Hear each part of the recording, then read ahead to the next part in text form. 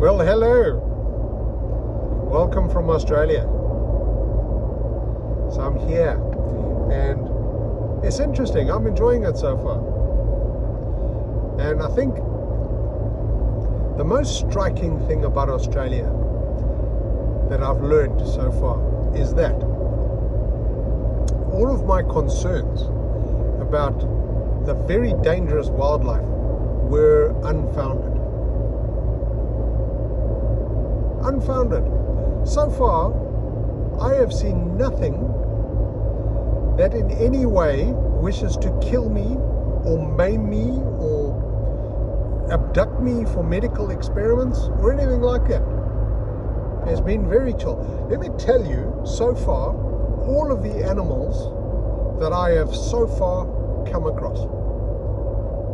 I saw some ants. I saw a skink in the letterbox. I've seen one mosquito. And I've seen a rat running along the top of a fence. And that's it. Nothing more than that. I almost saw a snake. And I say almost because I was out at Quit and Elisa's place last weekend, and I went for a walk, and on the dirt road in front of me, as I was walking, I saw this thing, long skinny thing on the road, and it was kind of wriggling and moving around, and I thought, oh shit, it's a snake. And because I'm a man of the 21st century, I obviously got my phone out to film it, and this snake was wriggling around and it was moving here and there, and then weirdly it started like rolling over, and I thought maybe it's got something in its teeth, or maybe it's dying. And then it started slithering one direction, then weirdly it kind of started slithering the other direction, tail first, which is a bit of a weird thing for a snake to do. That takes some dexterity. And then I realized it wasn't a snake at all. It was a strip of bark from a gum tree that had blown onto the road, and the wind was blowing it around and making it look like it's moving. So so it wasn't a snake. I'll have to put that one back on my bucket list. I've also seen some birds, but they don't really count. They don't really count. I've seen these things called galahs, the bloody crows, which are noisy bastards. And I saw this bird. It's a very pretty bird, bright green with a long tail, and I thought, oh man, that's a lovely looking bird. As I was driving out to Quit and Elisa's place, and I mentioned this to Quit, and he said to me, "Nah, those things are rubbish. They're rubbish." So really, he says, "Yeah, they just sit on the electricity lines and they chew away at the rubber coating the line, and then they chew through the electricity cables." And I said, "Why? What a rubbish thing to do. Why do they do it?" And he says, I don't know. So these birds, their hobby is to break down society and remove infrastructure. And when I asked him what they were called, he says they're called number 28s. So it's such a rubbish bird that it doesn't even have a real name. It's just got a number. Maybe there was a picture of it in a book, and it was on page 28, and they said, "Yeah, no, go to page number 28," and the name stuck. So other than that, there's nothing. There's been nothing. And so I've developed a theory, a conspiracy theory about this. I think that Australians have actually started the rumor that their country is full of dangerous animals to try and keep people out. Think about it. If there was a country that was full of like weird people and you didn't want them to come and visit you, so I'm looking at you Americans, the best thing that you could do is, first of all, say that everybody in your country is descended from criminals. And secondly, say that everything in the country wants to kill or maim or injure you. And people won't come there. It's a very clever thing to do. But I'm on to you, Australians. I understand your plan. They probably like mock up some stuff in a studio somewhere and put it out on the media. Crocodile Dundee, yeah, or Steve Irwin. There was never a real animal near them. It was just like sock puppets shaped like snakes and plastic crocodiles trying to eat girls in bikinis. But yeah, like I said, so far, nothing here. I'm on to you, Australians. I know what you're up to. But what I wanted to talk to you about today is about language, which is a bit of a weird thing to throw into the conversation, but hopefully you'll see my point. If you don't, I'm fine with that. But the language I want to talk about, but in particular, is how Zimbabweans and South Africans describe time, because it's very important and it can be very confusing to people that are not from that part of the world. Take, for example, the word now. To the majority of people in the world, and if you look it up in the dictionary, now describes something that will happen or did happen very recently. If something is going to happen now, it means it is imminent. But to Zimbabweans and South Africans, now does not mean this at all. Now means any period of time between about 2 seconds time and, I don't know, 20 minutes, half an hour, something like that. Which can be very confusing, particularly when you're a kid and your mum says, I want you to go and tidy up your room now. Because you put it off for 20 minutes and then you get a clout around the ear for not doing it. So, but you said I must do it now. I've got time. I have time on my hands for leisure pastimes before I do this chore.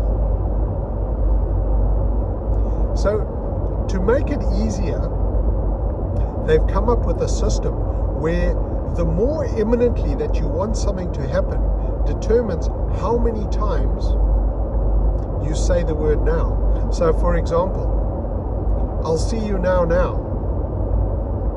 means that I'll probably see you in about 10 minutes, maybe 15, something like that. But if your mum says, go and tidy your room now, it means, buddy, you better be jumping into action before I finish the sentence. Otherwise the jandal's coming out and it's after your ass. So this is a bit weird. Then you've got the phrase just now. Now, to people in the world elsewhere, the phrase just now means something that is going to happen pretty bloody soon. I'll see you just now means that I'll see you soon. Or something happened just now. It's very recent. It's very, very recent. No, to Zimbabweans and South Africans, just now means any time after now, which is, I don't know, 30, 40 minutes, and, I don't know, years. It could be years. Yeah, we'll see you just now. Means, man, I might see you in a year's time. Yeah, maybe 2 years. Yeah, but look, it's not a long time, it's just now. If something happened just now, it means that it could have been 6 months ago. But yeah. So that's what just now means, which is a bit confusing. But the most worrying phrases that a Zimbabwean and a South African can use are these: later or sometime. Because sometime or later could mean any time after just now, which could be years, and it could stretch to shortly before the heat death of the universe. So if a friend of you, if you're going away on holiday and you ring your mate and you say, have you fed my pets like you promised you were going to? And he said, yeah, no, I'll do it sometime. Buddy, make another plan. Make another plan pretty soon, because your pets could be eating each other from starvation. I'll see you later. You may not see that person again for decades. Here's another example. The number of times that Zimbabweans and South Africans say to each other, we must catch up for a braai sometime. Do you know, people have said that to me, and we still haven't caught up. Yeah, no, we must come around to your place for a braai sometime. That might have been 40 years ago, and I still haven't seen those buggers. Yeah, we'll catch up sometime. I'll see you later. Yeah. So these are very important phrases to think about when you're talking to Zimbabweans and South Africans about time. Now, I bring this up because I've discovered a very similar thing in Australia, and it relates to distance. Australians have a very different concept of distance to anybody else in the world, and it's because the place is so fucking huge. It's huge. Elise. So like I said, I went to go and visit them, and they stay just outside of Perth. So now that's a very important part of this sentence. They stay just outside of Perth. It took me 2.5 hours to get there. I had to stop for a pie break midway. That's how far it was. But it's just outside of town. Just down the road. Yeah, no, just down the road in Rockingham. Or, yeah, just down the road. Could be hundreds of kilometers away. It could take you ages. But to Australians, it's just down the road. It's just outside of town. Today, I'm going to a place called Busselton. And the guy described it, I was talking to you yesterday, he described it as, it's a little ways down the coast. It's 200 kilometers, it's a little ways down the coast. 200 kilometers to an Australian is nothing. That's basically popping down to the shops. There's no distance at all. And it gets progressively worse in the same way as time does for Zimbabweans and South Africans. If an Australian says to you, yeah, I know, it's quite a way, beware of that journey. Stock up on provisions. Make sure you've got a tent so you can sleep overnight. I was talking to one of the engineers at work, and he's going to a place called Pilbara to go do some work. And he said, yeah, no, it's a bit of a way. It's going to take him probably a day and a half to drive up there, and then another day and a half to drive into the bush on a dirt road. It's quite a way. So beware when they use phrases like this. And if an Australian says, fuck me, that's far, no, look, you're going to have a car, you're going to have a boat because you're crossing oceans. Yeah, you're basically traveling the globe if an Australian says it's far. So I wanted to bring this up because for people from our part of the world, we can relate into this use of language. And that's about it. Remember these phrases when you come near my family. I'll be picking you up from the airport. Nah, it's just down the road from where I live. It's fucking far. Anyway, love you guys.